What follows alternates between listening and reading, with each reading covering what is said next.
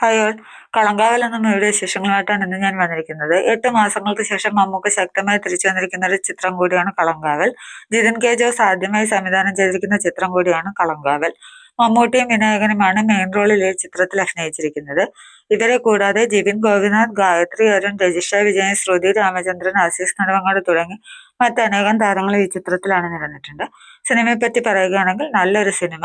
ഒരു slow ഫ്ലോയിലാണ് cinema മുന്നോട്ട് പോകുന്നത്. ഇടയ്ക്ക് ചില സ്ഥലങ്ങളിൽ മാത്രമേ ലാഗ് ഫീൽ ചെയ്യുന്നുള്ളൂ.